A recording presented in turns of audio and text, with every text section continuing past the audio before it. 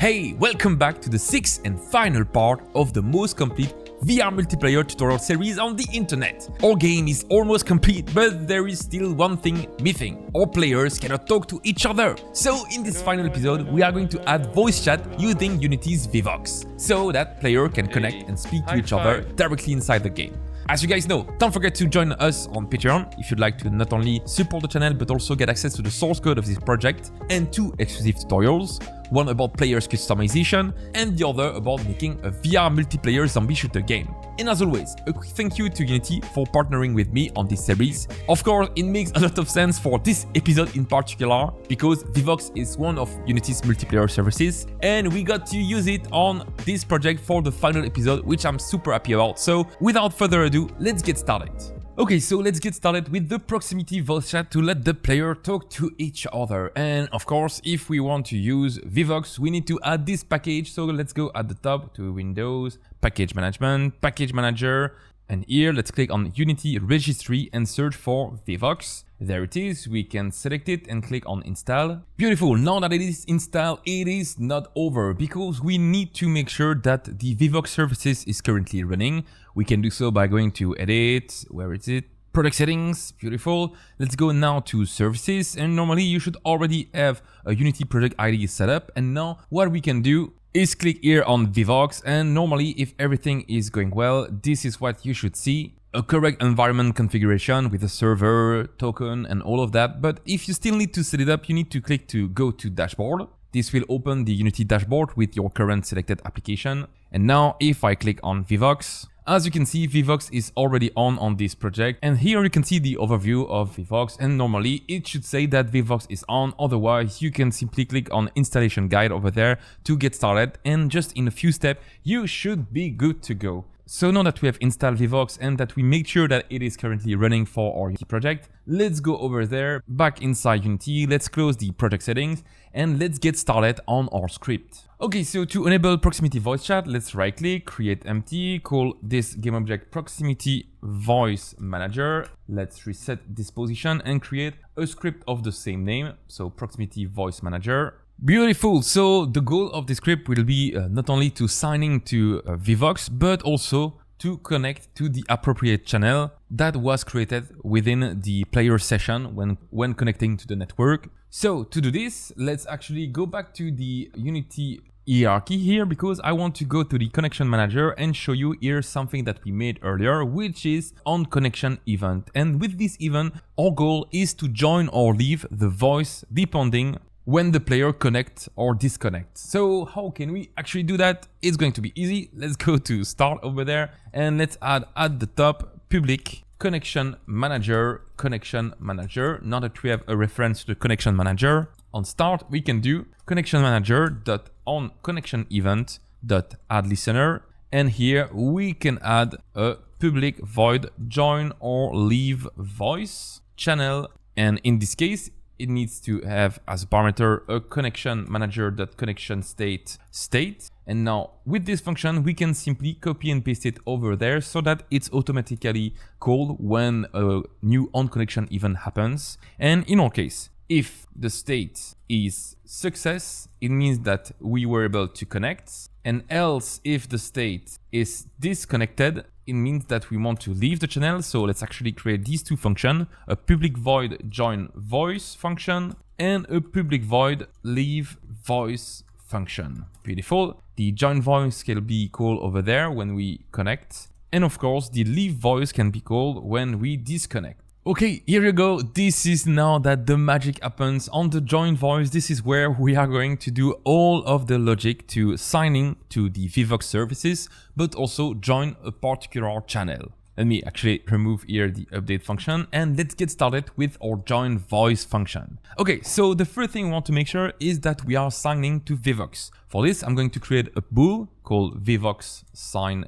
in that we can set to false. And if Vivox service.instance is different than null and that the Vivox service.instance.is logged in this case, it means that Vivox signing should be true.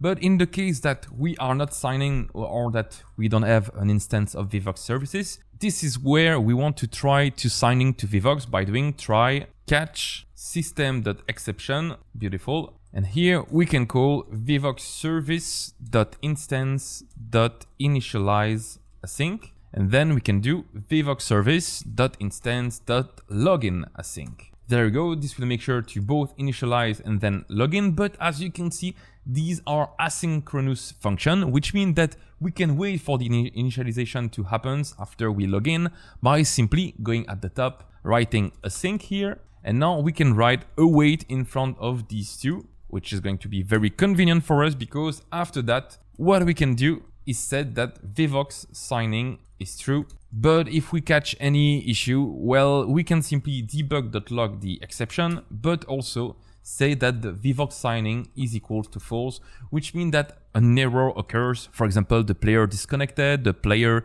not connected to a Wi-Fi, or some issue with the Vivox services. Now, anyway, with this, we should be able to sign into the Vivox services, which is what we wanted. But there is a little thing that we actually require, and it is to actually request the microphone permission in the case that we have an Android build. So for this, let me create a new function called public void request microphone. There we go. Now, this function will only be for using Android. And in this case, what we want to do is go at the very top, write hashtag if Unity Android, and here add the using Unity engine.android and if. So if you don't know what these things are basically things that will make it so that we are only compiling this line of code if we are using Unity Android, which is what we want because right now we are on a Windows build. But in the case that we build for a MetaQuest standalone, we are going to require this permission. So anyway, once we have added the using Unity engine.android, we can go down below. Then we actually copy the 3 lines of code and we can actually paste them over there. But instead of using Unity engine Android, what we want here is require the permission with if not permission.as user authorized permission dot microphone. So in the case that we don't have the permission, we can simply call permission dot request user permission with the permission dot microphone. Okay, beautiful. This will just make sure that we are doing the right thing. And with this, we should be able to request the microphone to talk to each other, even on a standalone build. Okay, here we go. Now we can simply call this function at the very end over there with request microphone. Actually, I'm going to rotate above the Vivox sign-in. And now our signing and initialization phase is complete. It is time to join a voice channel. So how can we do this? Well, to join a voice channel, we need actually a channel ID. And in our case, we are going to use the ID that was created through the connection session. So if we actually go back to the connection manager, if you guys remember, during the connection manager, a session is initialized. And what we can actually do is create a new function called public string get channel get session ID. And here we can return session.id, and this will allow us to generate the unique identifier of the session that we can actually use for the voice channel as well. So now that we have this, we can go back to the proximity voice manager, and here down below I'm going to write string channel ID is equals to connection manager dot get session ID. And now with this unique identifier, I will be able to merge all the player into the same voice channel by doing await Vivox service.instance.join. And here, as you can see, we have 3 ways of joining a channel: echo, group, and positional. Now, just for testing right now, we are going to select the join echo, but we will use, of course, the positional a bit later on. And now for the parameter, we need to add our channel ID. And finally, we can set the capability of the chat to be either audio, text, text and audio, but in our case, it will be audio only. And with this, it should be good. All the players should be able to talk to each other with this. Now, one thing is missing. It is, of course, here the leave voice function, which is going to be very easy to do. Don't worry. We simply need to check again that there is a Vivox services.instance and that Vivox service.instance is currently signed in with is logged in. And if it's the case, we can call Vivox service.instance.leave all channel async. So again, this is asynchronous function, so we can actually write async at the top with an await. And you know what, I think it's going to be good if we actually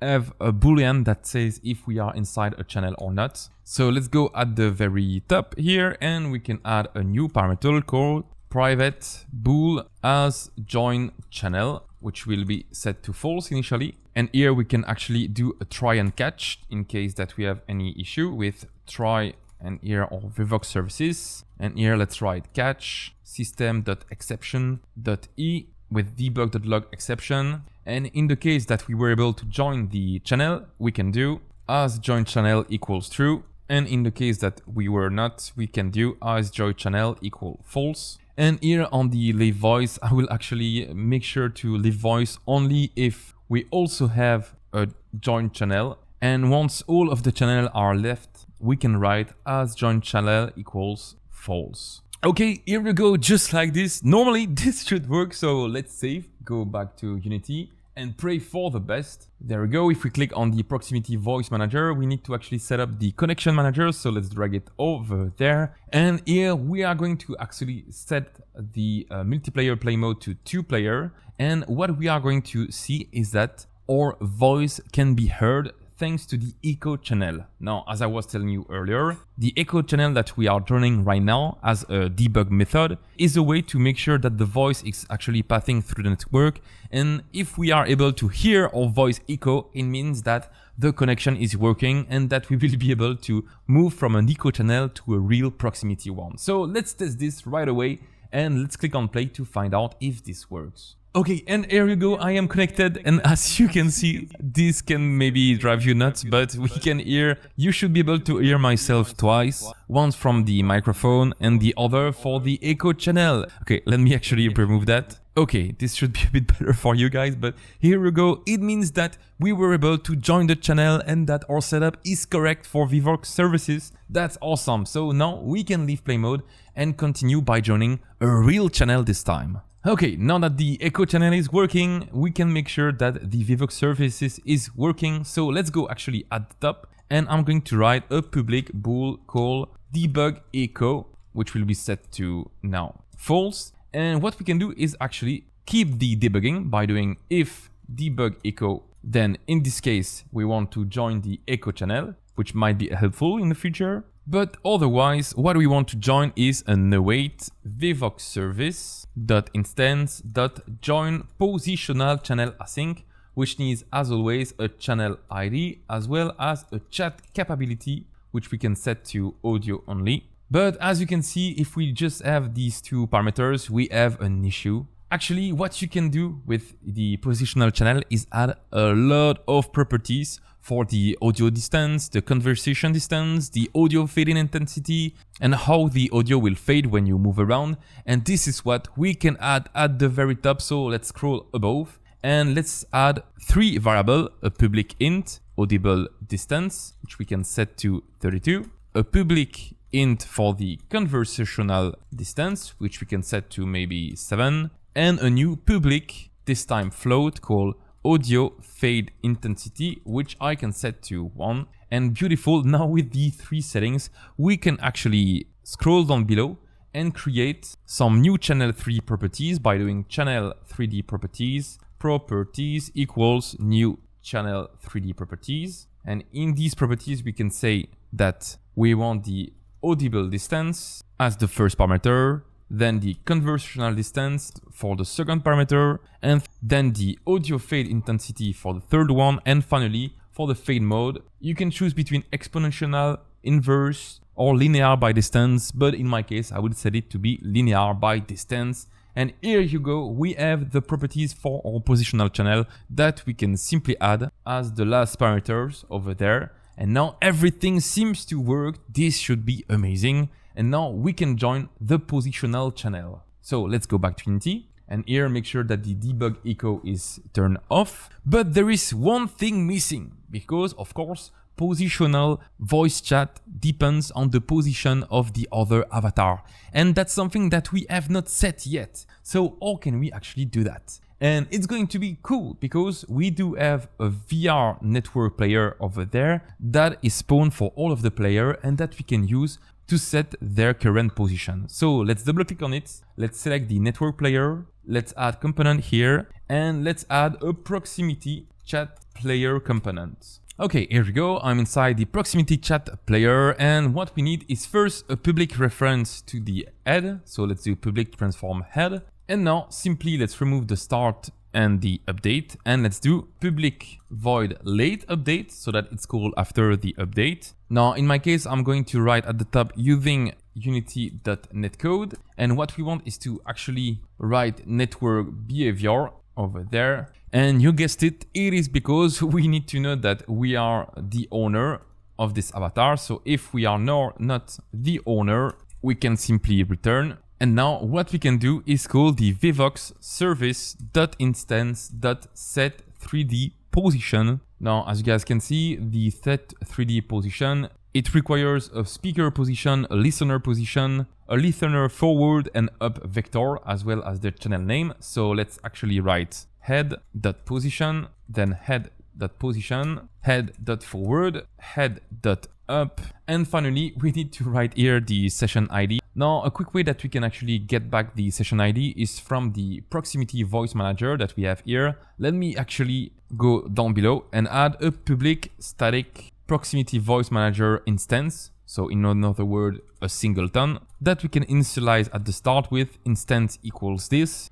This way we will be able to get the different information that we have here. And now back at the proximity chat player, we can actually get a string channel ID by doing proximity voice manager dot instance dot connection manager dot get session ID. Beautiful. Now we can paste this channel ID over there and we should be good to go. Now the only remaining thing that I want to make sure is that we are actually connected to a voice channel. But now if we go back to the proximity voice manager, because we have access to the script, we can also have access to the as join channel, but right now it is private. So what I'm going to do is write public bool as join channel and simply return the as join channel boolean that we have here. So let's go back to the proximity chat player and do if not proximity voice manager dot instance or that we return, and if not proximity voice manager dot instance dot as join channel. So in the case that we didn't join any channel, we can also return.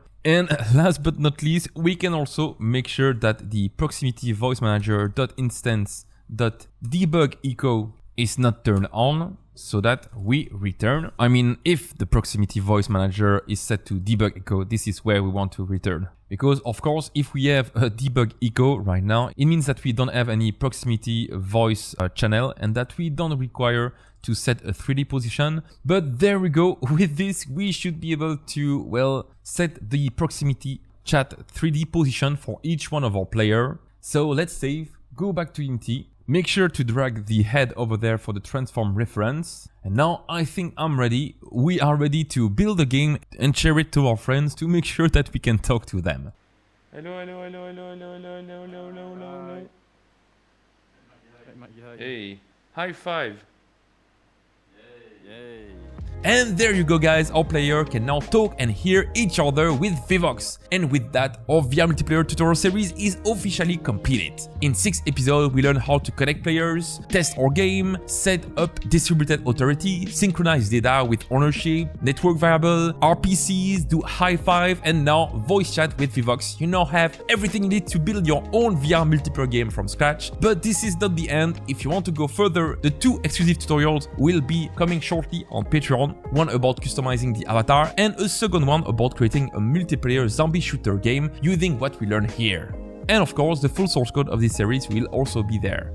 Finally, a huge shout out to Unity for making this whole series possible with their partnership. If you want to learn more about Vivox and all of Unity's other multiplayer services, everything will be linked in the description down below. Now, thank you for watching till the end. It really means a lot. See you in the next one. Bye bye.